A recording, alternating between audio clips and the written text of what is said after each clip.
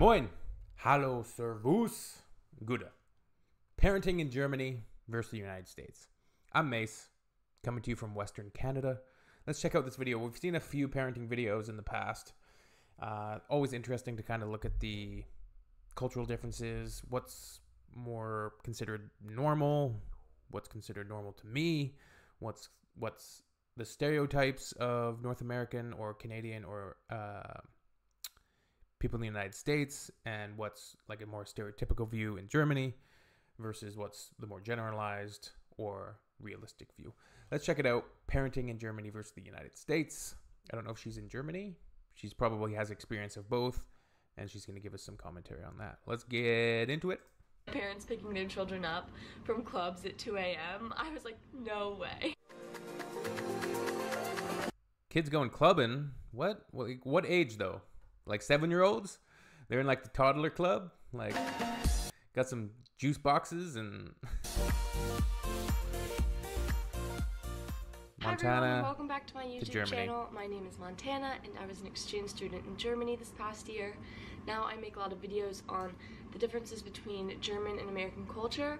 I'm finally moved into my dorm at the University of Virginia, which is why this background is so plain right now.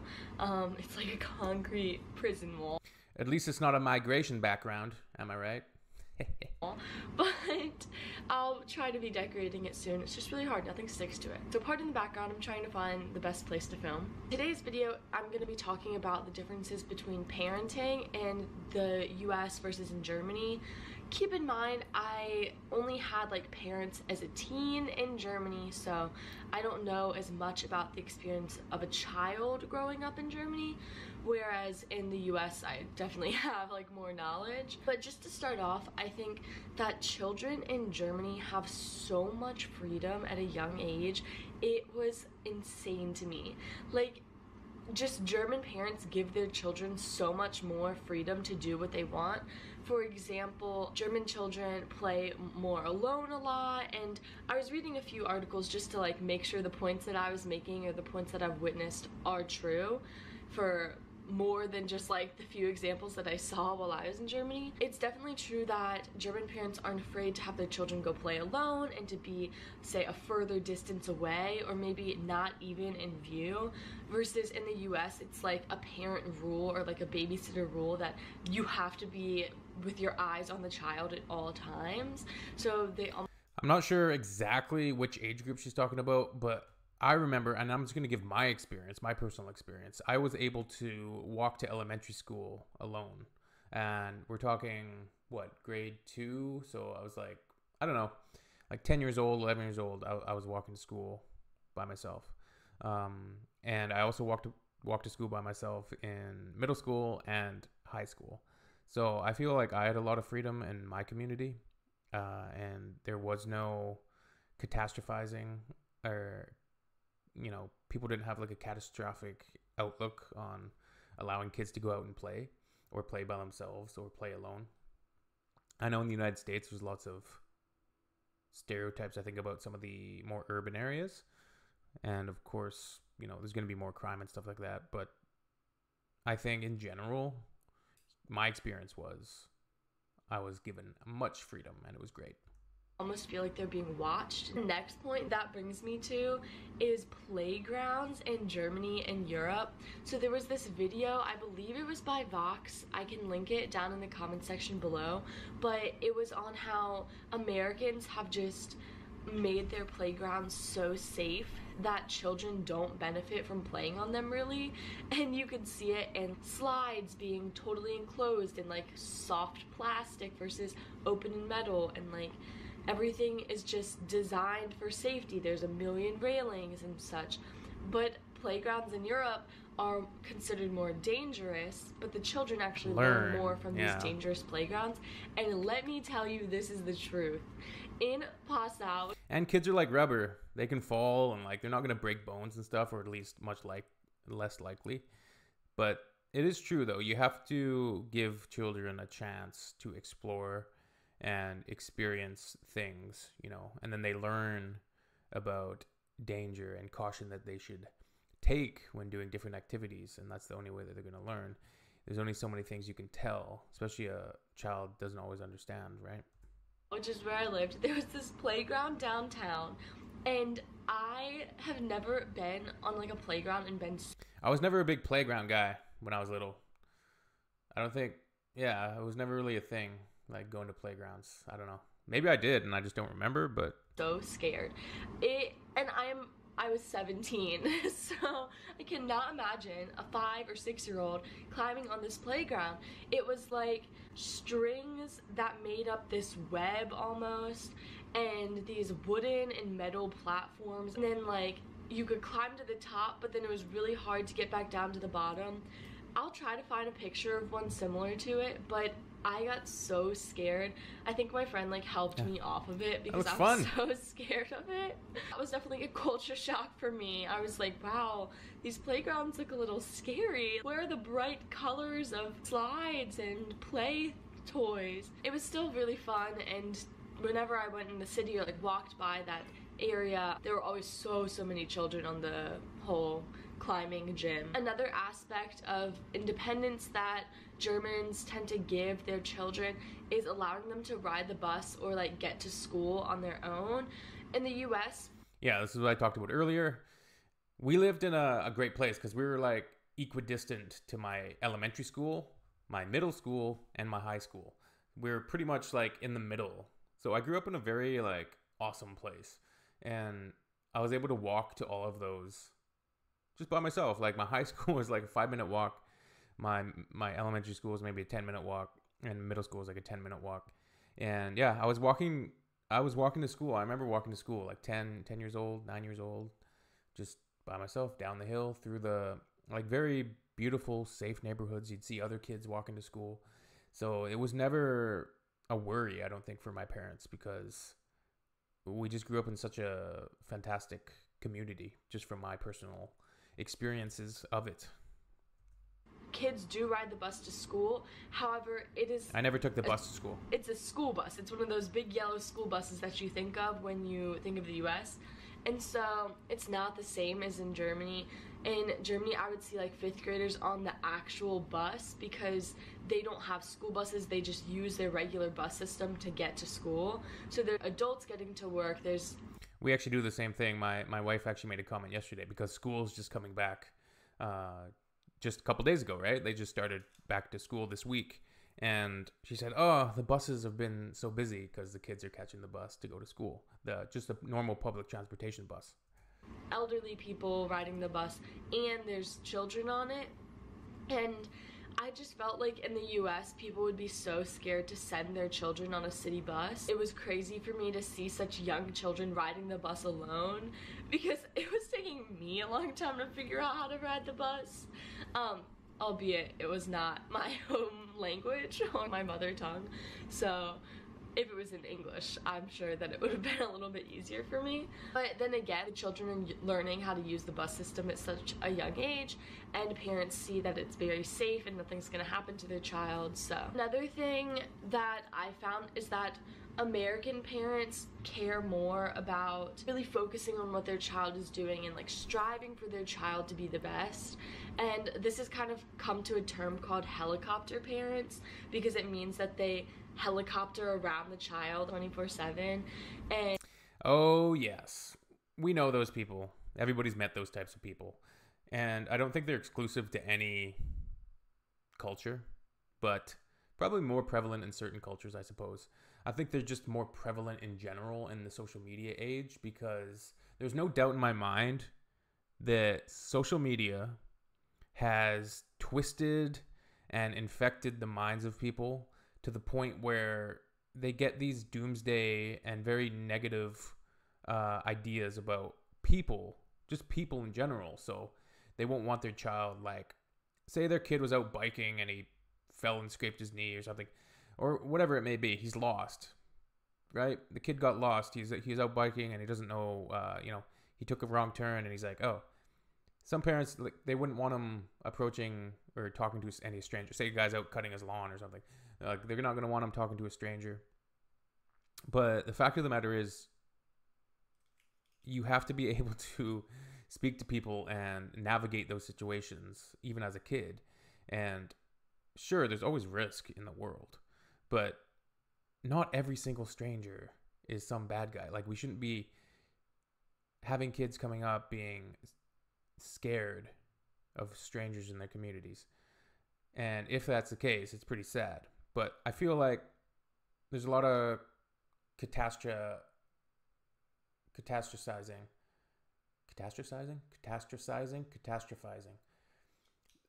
Yeah, there's just a lot of catastrophizing about the world.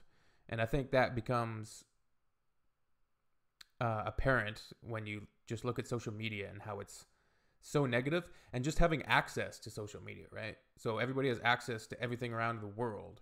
Whereas, say, 30, 40 years ago, 20, 25, 30, 40 years ago, people didn't have these devices in their hands, and they didn't have access to like every single thing going around the world, and then they get such a negative view of everything. Where in reality, that's just not reality, right? In reality, things are still quite safe. Like, sure, there's always risk, of course.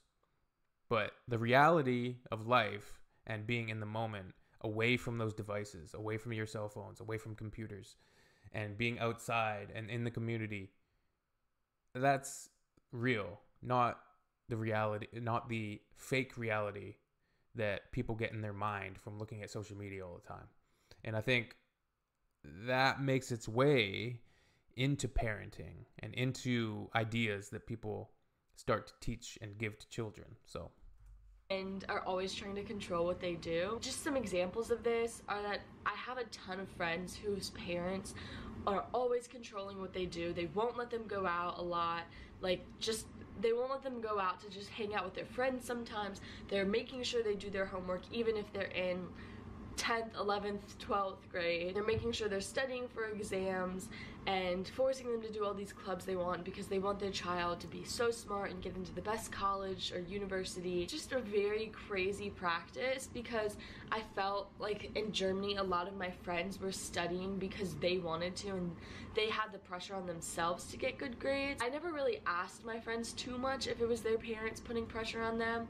I just know that, at least for like my host family and my host sister, that sense of wanting to study and wanting to get good grades was very independent and not pressurized or not put on to the child because of the parents' ideas. But also, like, that's kind of how I was.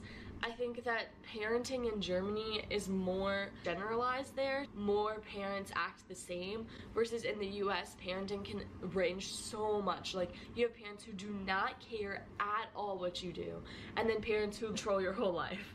So it could totally be this way in Germany, and let me know if I'm wrong in the comments below. In the US, some of my friends' parents did not say at all like what they could and could not do. They just let them do whatever they wanted, like didn't enforce if they got bad grades in school, literally nothing. I think my parents were kind of middle, but towards that more section, because they trusted what I did and gave me lots of independence. And seems like she had good parents, but there's definitely a balance, and there's a difference between being hyper controlling and, you know, near psychologically abusive and micromanaging and just controlling of every single thing a kid's doing, forcing them to do certain things that they don't want to do, and, you know, encouraging them and checking up on their homework, or checking up that they're actually doing well in school, because that's going to have significant effects on, you know, what they do after school or what schools they can get into.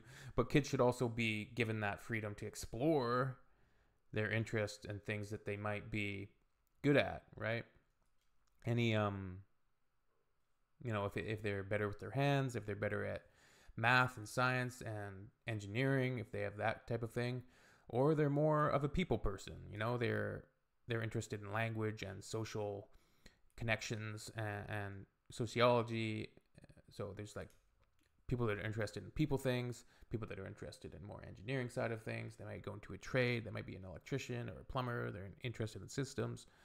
They should be given room to play and explore. In return, I just wanted to learn better, and I wanted to get good grades and be a good student on my own, so they never had to push me to do that.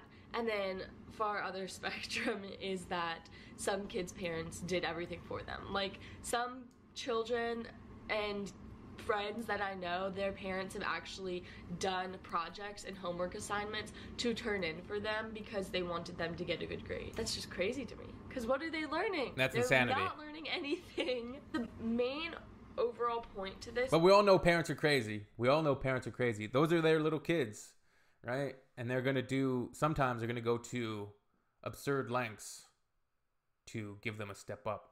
But I know I can give you an anecdotal story of insane parents, or you can look it up even on the web. But Canadian hockey parents, Canadian soccer parents, just sports parents in general. There's good sports parents that are encouraging, that are very cheering. Like my parents were fantastic.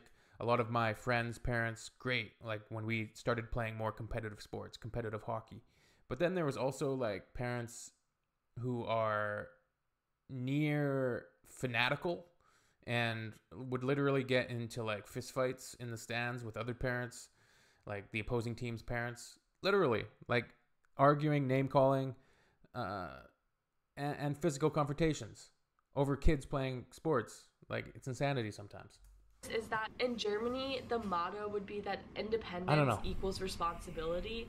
So giving your children independence is in return going to make them more responsible. Personally, I agree with this opinion, but I still see many benefits to the American way, and just I think it's normal, at least how we're raised in America, to want your child to succeed, and a lot of parents don't realize that they're being controlling because they just want what's best for their child. My last point with teens in Germany, because this is where I had the most experience, so to say, parents are much less strict with like partying, with drinking, and with clubbing and going out, that topic, just because first off, it's legal. It's not illegal, so it would be a little harder for them to say no.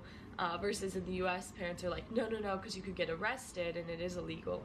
But parents want their children to be safe if they're doing any of those activities, and they will pick their child up from a party, or they will let their child have a birthday party when they're turning 16 or 18 in their house, so that it's controlled and they know that it'll be okay. I just thought that was really sweet of parents to do, because they're just kind of showing their care for their children in a different way. And it also shocked me to see like parents picking their children up from clubs at 2 a.m. I was like, no way. That was all that I have to say. I wanted to give a disclaimer. Was she saying in Germany is where the parents are picking up kids from the club at 2 a.m.? Is this a thing? Like, what age are we talking here? Like 15-year-olds? I don't think 15-year-olds are out clubbing at 2 a.m., are they? I don't know. Maybe they are. And what do they mean by clubbing? Like, I need some clarification on this one. Here at the end that my parents are they 18? Were so if they're 18, they're basically adults. Relaxed when it comes to what they told me to do and what they didn't. So I can't speak on all American parents, and same goes with my host parents. So if you have a different situation, and if your parents or parents you know are much different, then please feel free to let me know down in the comments section. I'd love to read about it and read about your experiences as well, and I will try to respond to as many as I can. Thank you guys so much for watching. Hopefully you watch some of my other videos, and tune in next time. I will be posting a dorm tour move-in vlog very soon. Bleib gesund und tschüss. Cool. Very cool. Yeah, there's a lot of different parenting styles and a lot of different parenting techniques and cultural differences, right, in different countries. I think they probably, at the end of the day, have a lot more in common than they have apart. I mean, we're all humans after all. I think at the end of the day, you know, having a child turn out, I don't know, it's tough.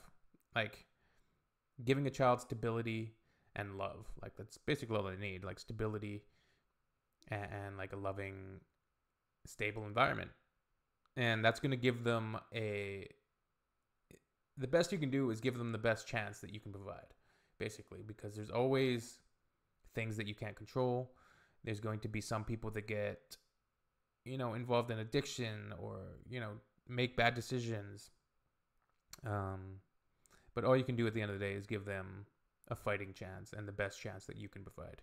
I think that's the best that a parent can do for their kids. Give them the chance to explore, give them the chance to experiment, and be there for them.